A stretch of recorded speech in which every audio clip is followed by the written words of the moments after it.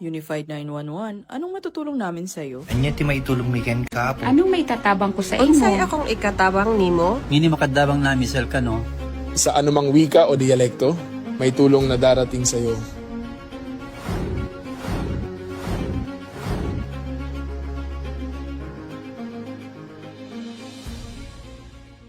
Lilingkod sa bawat Pilipino at magbibigay ng tamang impormasyon para sa tahimik at maayos na Pilipinas. Police News Network, alagad ng batas, tagapagtaguyod ng balitang pulis, sandigan ng mamamayan, patnubay ng katotohanan.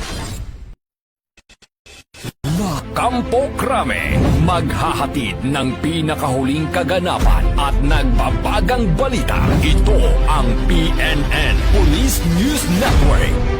At ngayon, ang inyong mga tagapagbalita. Magandang araw, Bagong Pilipinas. Ako ang inyong alagad ng batas, tagataguyod ng Balitang Pulis. Ako po si Patrolman Regan Robles mula sa PNP Aviation Security Group. Maghahatid sa inyo ng tamang balita, kwento ng pulis at serbisyo para sa mamamayan. At ito ang PNP News Online. Ang pangunahing balita ng Police News Network, alagad ng batas, tagataguyod ng Balitang Pulis.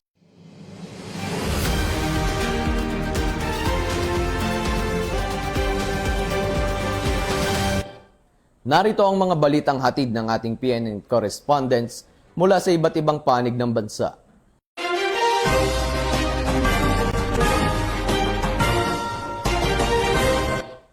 Arestado ang isang lalaki dahil sa illegal na pangingisda sa operasyon ng Regional Maritime Unit 7 sa Talibon, Bohol.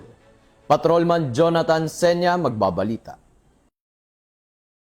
Isda ang puti sa ilegal na pangingisda gamit ang dinamita sa isinagawang operasyon ng Bohol Maritime Police Station sa karagatan ng Kalituban Island, Talibon, Bohol. Ayon sa ulat, bandang humigit kumulang alas 9 ng umaga, petsa 11 ng Hunyo, taong 2026, nakatanggap ng impormasyon ang mga tauhan ng Maritime Mobile Team Talibon hinggil sa umano'y nagaganap na illegal na pangisda gamit ang dinamita sa nasabing lugar. Dahil dito, agad silang nagsagawa ng Seaborne Patrol Operation upang beripikahin ang ulat. Habang nagpapatrolya, nakarinig ang mga operatiba ng malakas na pagsabog mula sa isang motorized bangka. Agad nilang tinungo ang pinagmulan ng pagsabog at naaktuhan ng ilang individual na sumisisid gamit ang kompresor at nangongolekta ng kanilang huling isda. Nang magpakilala ang mga operatiba bilang mga tauhan ng Philippine National Police Maritime Group, mabilis na tumakas ang tatlong sospek sakay ng kanilang bangka at iniwan ang isa nilang kasamahan na kalaunan ay naaresto. Sa isinigawang inspeksyon, nakumpiska ng mga otoridad ang 6 na bote na hinihinalang Improvised Explosive Device o TERO, 8 kilong isda na pinaniniwalaang nahuli gamit ang pampasabog, isang motorized bangka, isang makina at isang improvised air compressor. Nahaharap ngayon ang sospek sa kasong paglabag sa Section 92 ng Republic Act 10654 o ang pagbabawal sa pangingisda gamit ang pampasabog, lason o kuryente. Mula dito sa Regional Maritime Unit 7, Bohol Maritime Police Station, ako ang inyong PNN correspondent, Patrolman Jonathan L. Senya, alagad ng batas, tagapagtaguyod ng balitang pulis, bagong PNP para sa bagong Pilipinas, serbisyo mabilis, tapat at nararamdaman. Maraming salamat, Patrolman Senya. Kaalaman at inspirasyon ang handog ng Revitalized Police sa barangay sa isinagawang Teacher Kong Police sa Tagbon, Masbate. Ang magandang balita ay hatid ni Police Corporal Danet Alba. Kabuluhang aktibidad na isinagawa ng RPSB Team Tagbon ay ang programang Teacher Kong Police na naglalayong magbigay ng kaalaman at inspirasyon sa mga mag-aaral habang pinalalakas ang tiwala at pakikipag-ugnayan ng pulisya sa sektor ng edukasyon. Bilang bahagi ng kanilang community engagement program, nagsagawa ang RPSB Team Tagbon ng aktibidad na Teacher Kong Police sa Barangay Tagbon, Milagros, Masbate. Ang sa nasabing programa, pansamantalang ginampanan ng mga pulis ang papel bilang guro upang magbahagi ng mahalagang kaalaman sa 10 mag-aaral sa elementarya tungkol sa disiplina, paggalang sa batas, pagmamahal sa bayan at pag-iwas sa iba't ibang uri ng krimen at iligal na gawain. Sa pamamagitan ng Teacher Kong Police, nais nating maiparating sa mga kabataan ang kahalagahan ng edukasyon, disiplina at pagiging responsabling mamamayan. Layunin din nating mapalapit ang kapulisan sa komunidad, lalo na sa mga mag-aaral. Ay patuloy ang Masbate PPO sa pagsasagawa ng mga programang nakatuon sa edukasyon, kapayapaan at pagpapaigting ng ugnayan sa komunidad tungo sa isang ligtas at maunlad na lipunan. Mula dito sa Masbate Police Provincial Office, ako po si Police Corporal Danet R. Alba, nag-uulat para sa Police News Network. Bagong PNP para sa bagong Pilipinas, serbisyong mabilis, tapat at nararamdaman. Maraming salamat, Corporal Alba. Police Community Affairs and Development Group nagsagawa ng information drive laban sa fake news, illegal na droga at bawal bastos law sa barangay sa Uyo, Quezon City. Ibabalita yan ni Police Corporal Rose Ann Moldes. Bahagi ng patuloy ng programa ng Police Community Affairs and Development Group na palakasin ang ugnayan ng kapulisan at komunidad sa pamamagitan ng information awareness at community engagement activities. Nagsagawa ng information drive at awareness campaign ang tauhan ng Community Assistance and Development Division sa Barangay sa Uyo, District 6, Quezon City nitong Lunes. Pinangunahan ni Police Major Adonis Paul G. Iscamillan, Assistant Chief ng CAD sa ilalim ng pangangasiwa ni Police Colonel Luis E. Gisik, Chief ng CAD, ang nasabing aktibidad. Nakaisa rin ang tauhan ng Police Station 3 ng QCPD sa pangunguna ni Police Lieutenant Jefferson Maderaso, Chief ng ESCAS, kasama sina Second Lieutenant Rowena P. Espartero, Philippine Army. Layunin ng programa na palawakin ang kaalaman ng mga residente hinggil sa mahalagang usaping pangkaligtasan, kapayapaan at kaayusan sa komunidad. Sa isinagawang kampanya na mahagi ang mga otoridad ng kabuoang 60 food packs para sa mga residente bilang bahagi ng kanilang community outreach initiative. Bukod dito, may 200 information, education, and communication materials na ipinamahagi na naglalaman ng iba't ibang impormasyon at paalala kaugnay ng public advisories, disaster readiness guidelines, anti-violence against women and their children, kampanya laban sa iligal na droga, anti-terorismo, Safe Spaces Act o Bawal Bastos Law, cybersecurity at online safety practices, Republic Act 10591, Anti-Illegal Gambling, Republic Act 10066, PNP Museum at Police Service Balita. Ayon sa mga organizer, mahalaga ang patuloy na pagsasagawa ng ganitong mga programa upang mapalakas ang kamalayan ng mamamayan at mahikayat ang kanilang aktibong pakikilahok sa pagpapanatili ng kapayapaan, seguridad at kaayusan sa kanilang komunidad. Magandang umaga po sa ating lahat. Ang PNP sa pamumuno ni Police General Jose Melencio Sinartates Jr. at ang PKG sa pamumuno ng aming Director na si Police Brigadier General Bina Habana Guzman ay nagpapaabot ng taos-pusong papasalamat dahil sa inyong presensya, sa inyong pakikiisa sa ating Information Drive and Awareness Campaign.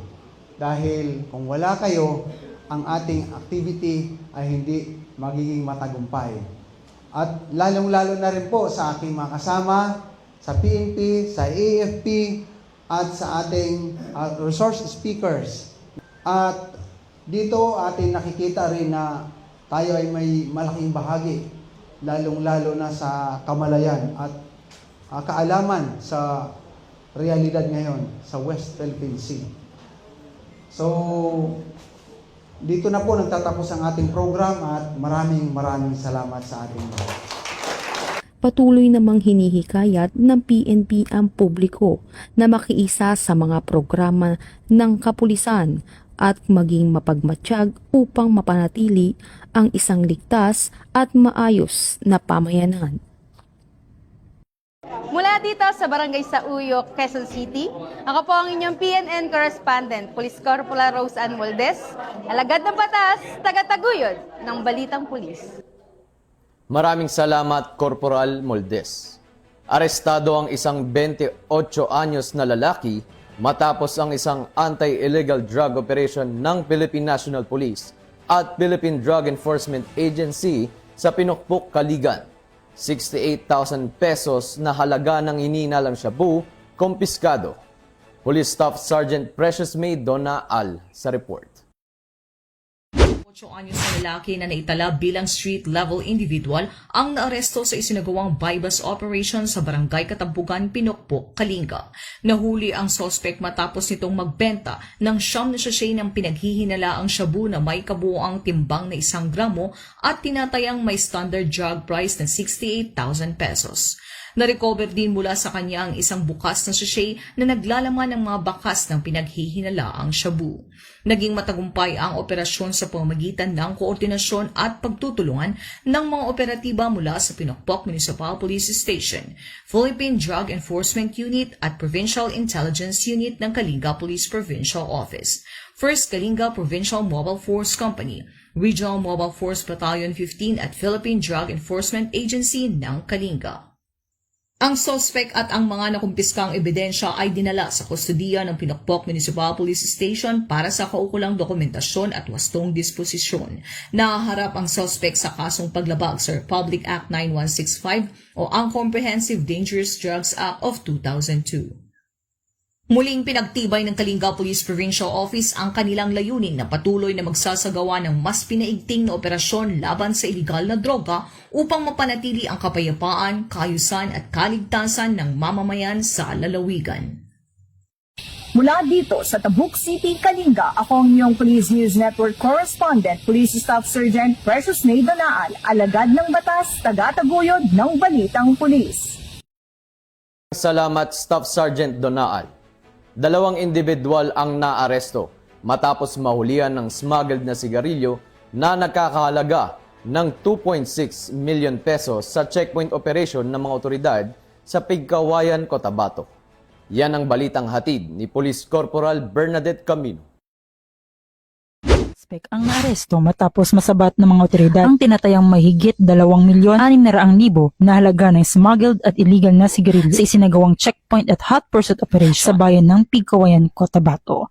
Naghanap ang operasyon bandang 1:30 ng hapon noong Hunyo 14 ng kasalukuyang taon. Sa barangay South Manuang, nagsimula ang insidente ng parahin ng checkpoint personnel ang isang puting Isuzu forward cargo truck para sa regular na inspeksyon. Habang sinusuri ang sasakyan, napansin ng mga pulis ang isang master case ng undocumented Berlin cigarette na kitang-kita sa loob ng truck. Sa halip na sumunod, biglang humarurot ang driver dahilan upang magsagawa ng agarang hot pursuit operation ang mga otoridad. Natapos ang habulan sa barangay North Manuangan kung saan matagumpay na naharang ang sasakyan at naaresto ang 2 sakay nito. Kinilala ang mga sos bilang si alias Gadol, 30 taong gulang ang driver ng truck at si alias Kalet, 18 taong gulang ang helper. Pareho silang residente ng Cotabato at mga karatig lugar. Sa masusing inspeksyon ng kargamento, natuklasan ang malaking stockpile ng smuggled cigarettes kabilang ang 43 master cases ng Berlin cigarettes at 750 rims ng Fort Menthol cigarettes. Nakumpiska rin ang ginamit na cargo truck. Ang kabuuang halaga ng mga nasamsam ay umabot sa 2,652,608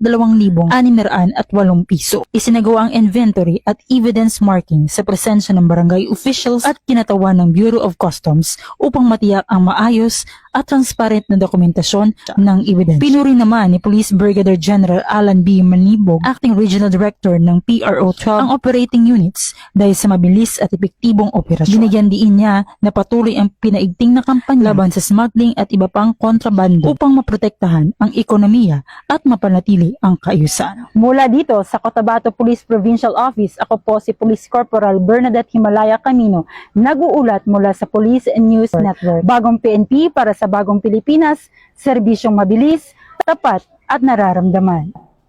Maraming salamat Corporal Camino. Sa kulungan ng bagsak ngayon ng top 2 regional most wanted person na may kasong 15 counts, qualified rape of a minor sa operasyon ng mga otoridad sa Calambas City. Nakatutok dyan si Patrol Woman Maria Senyora Agbuya. Naaresto ng pinagsanib na persa ng Alicia Municipal Police Station, katuwang ang mga operatiba ng Isabela Police Provincial Office, ang isang lalaki na kabilang sa Regional Top 2 Most Wanted Person, kaugnay ng kasong 15 counts of qualified rape of a minor. Sinagawang operasyon sa Calamba City, Laguna. Kinilala ang suspect na si alias Michael, 36 anyos, construction worker at residente ng City of Ilagan, Isabela.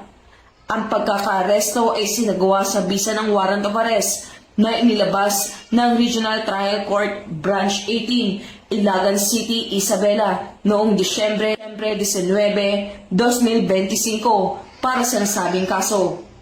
Ayon naman kay Police Colonel Manuel B. Bringas, Provincial Director ng Isabela Police Provincial Office, na patunay ang matagumpay na operasyon ng matibay na koordinasyon at dedikasyon ng kapulisan sa pagtugis sa mga nagtatago sa batas at sa pagbibigay ng hustisya sa mga biktima ng karahasan. Sa Isabela Police Provincial Office, ako si Patrolwoman Maria Señora Agbuya, nagbabalita para sa Police News Network, alagad ng batas, taga-taguyod.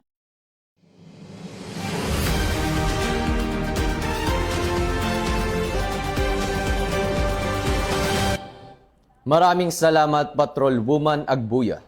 At yan ang mga balitang nakalap ng ating PNN correspondents mula Luzon, Visayas at Mindanao. At bago tayo magtapos, para sa mas malawak at mabilis na ulat ng mga balita, huwag kalimutang mag-like, follow and share sa aming social media accounts ng Police News Network. Tutok lang sa aming YouTube channel para sa mga live stream at replays. At i-follow kami sa X account para sa mga real-time updates at Facebook account ng Police News Network. Manatiling mapagmatyag at laging alam ang totoo. Sa ngalan ng pamunuan ng Philippine National Police, sa pangunguna ni Chief PNP Police General Jose Melencio Nartates Jr. at sa pamumuno ni President Ferdinand Bongbong Marcos Jr., kami ay maglilingkod sa bawat Pilipino at magbibigay ng tama at balansing balita. Mula rito sa tanggapan ng tagapag-ugnay ng pambansang pulisya, kami ang inyong alagad ng batas, tagataguyod ng balitang pulis. Ako ang inyong tagapag-ugnay, Patrolman Regan Robles mula sa PNP Aviation Security Group, mag-aatid ng tamang balita, kwento ng pulis at serbisyo para sa mamamayan. At ito ang PNP News Online. At ito, ang bagong PNP para sa bagong Pilipinas. Serbisyong mabilis, tapat at nararamdaman.